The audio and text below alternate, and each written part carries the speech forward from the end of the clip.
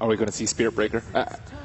Spirit Breaker there's no bounty, but Spirit Breaker is still open for them. Yeah, it's kind of strange because Vici, I think, was actually the first team to use Spirit Breaker in the offlane for Ice Ice Ice. They were in the experimental phase where they tried like Riki offlane and a lot of other ones, but Spirit Breaker was the one they actually had a lot of success with against the blinkers like Queen of Pain, and now MVP Phoenix have kind of used it in their own special way. I have a question regarding Lina in combination with Bounty Hunter. Earlier today, Nahas tweeted out that those two together have had an unbeaten record, 5-0. Is there any kind of hidden synergy between the Bounty Hunter and Lina that I'm completely missing here? Kill people, get gold. Oh, yeah, that would be the obvious one, but you can do that with any wrong. combination with Bounty Hunter, right? Or what makes Lina so special? I mean, she can just always take a hero down. It's kind of like suicide with techies, right? You just blast them over to your Laguna, you're going to die. That's why he also has on rate against Bounty Hunter. I don't really think you can look too much into it. Yeah, it's a very mobile hero with the movement speed. They usually get a dagger, Shadow Blade. They're just looking for pickoffs as well. And Bounty Hunter, just reveals a hero that's by himself, and then Lina just pushes him down, and it's an easy kill. It's a lot of pressure on the map.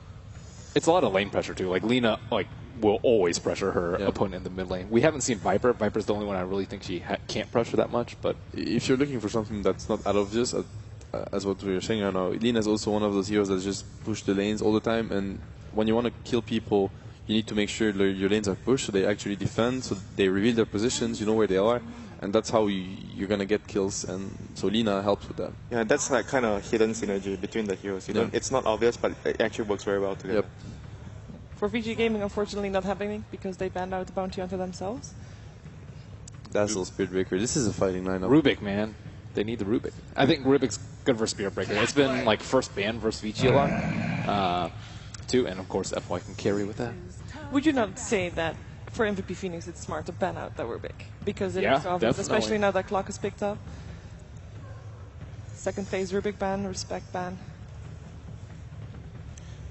Looking at their lineup, so they have Clockwork and Lina, and Vici is taking out PL. Like Clockwork has like kind of a hard time dealing with a illusion-based hero. They're not. What about Anti-Mage? We saw Anti-Mage a lot yesterday. Spirit Breaker can kind of deal with them. Lina can also kind of deal with them. I'm not sure if either teams are really looking for it. They're still the Queen though, so I'm just seeing the pattern where it's not only LGD, and see that every other team is like, Queen is not the hero we want to prioritize anymore. Definitely. Has something to do with the Lina as well, because Lina beats the Queen in the lane mostly, and it sort of eliminates some of her versatility in the early game. It might also be just because of the super long cooldown on her ultimate that has kind of been shunned in favor of ultimates that are like on a minute cooldown, like Clock Lina. How about Darkseer for either of these teams? Had an immense success yesterday in most of the matches. I think in terms of win rate in this main event, it's actually 77%. I feel like if one of those teams pick Darkseer, then it's going to be MVP Phoenix. Yeah, because Clockwork for PG already. And there's also a lot of synergy between Spirit Breaker and Darkseer.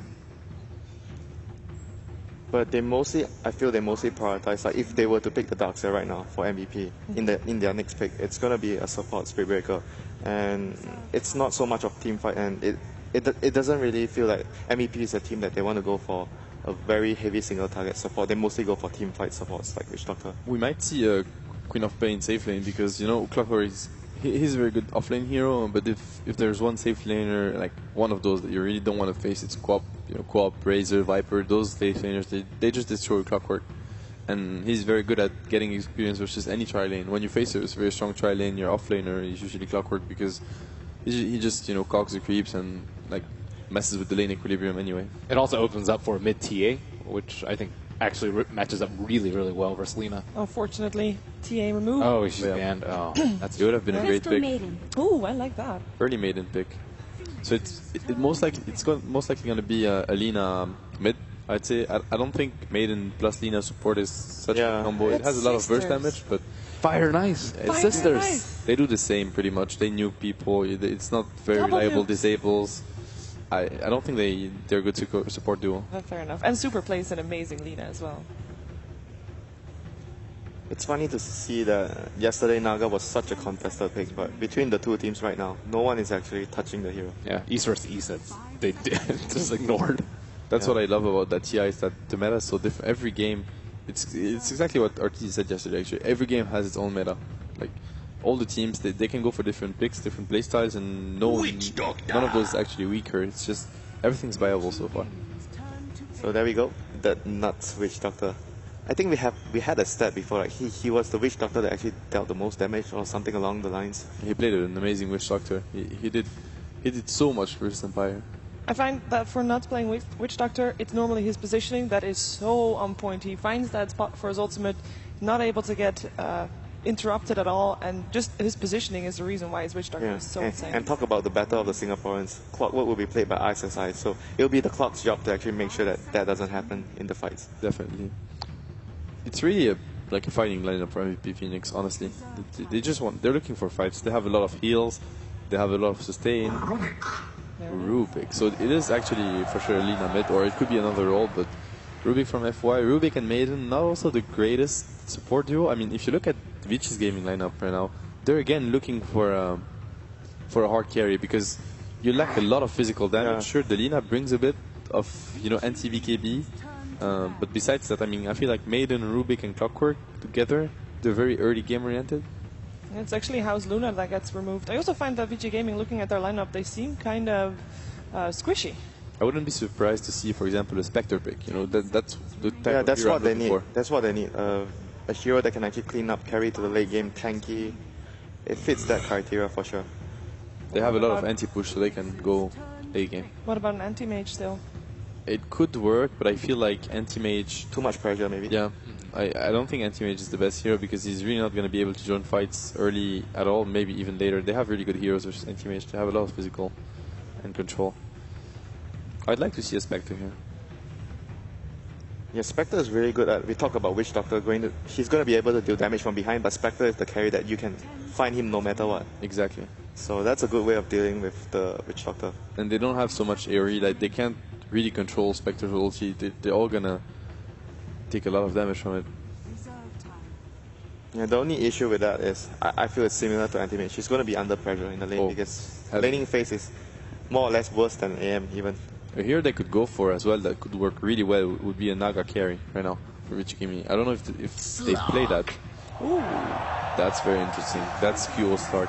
That's just like a MVP lineup, Yeah, Fight. it really is. Just go for fights. I think Naga carry could do a lot for Vici Gaming. They have nothing versus illusions right now. Even PL, but PL is banned.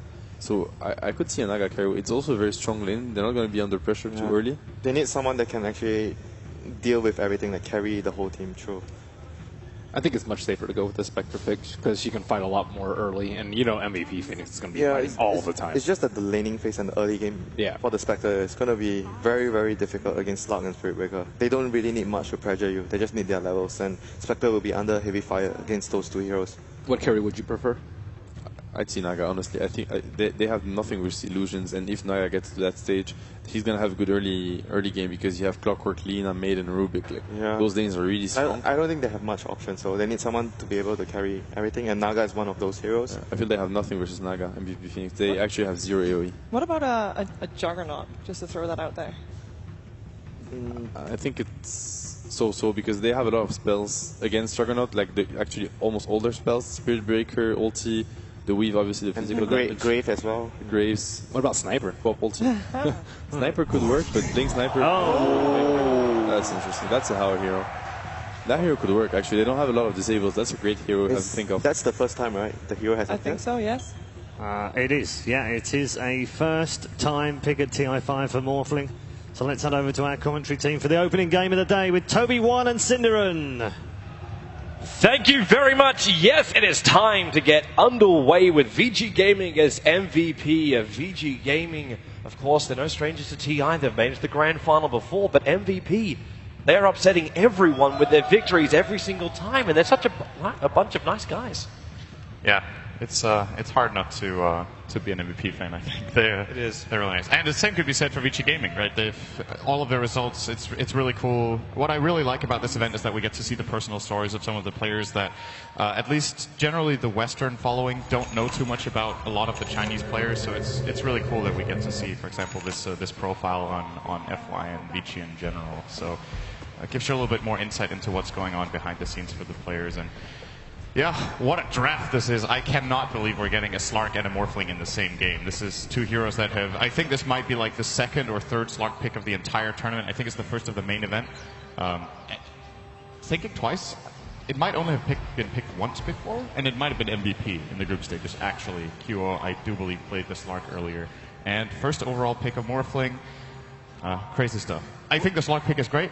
You look over Vici's lineup until they pick the Morphling. Slark is actually really good against all these like predictable stuns, such as Light Strike Array follow-up.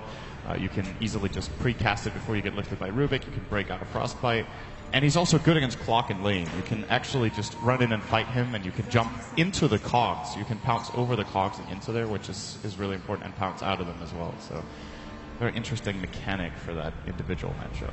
And if we were looking for MVP to give us something, we always knew it was going to be some kind of unique pick. These guys were known for running heroes, which may not be the standard meta, being like, we always think back to Warlock. MVP kept running this, even though most other teams were not looking at it. And VG Gaming to pick up a Morphling, there was a lot of debate going on during the group stages about like what heroes wouldn't be touched, and Morphling was one on the tip of the tongue of everyone. And the question was going to be like, how could you make him work? And most of the discussion was ending up in a strength-based off-lane Morphling. You use him for his long stun, almost like a Beastmaster. And now we see him in the hard #1 position in Hal's hands. So we're actually going to see a fighting Morphling coming out from VG Gaming. Yeah, the off-lane strength Morphling got nerfed, got hit really hard by the Adaptive Strike nerf. Being changed from being instant to an 1150 travel speed, which sounds really fast, and it is, but it allows you to dodge it with like blinks, stuff like Puck Space Shift, that kind of stuff. It makes it all a lot less flexible as a pick. Just to also flag out the lanes, you were talking about the Slark being so good up against someone like a Clockwork. They've actually decided to safe lane it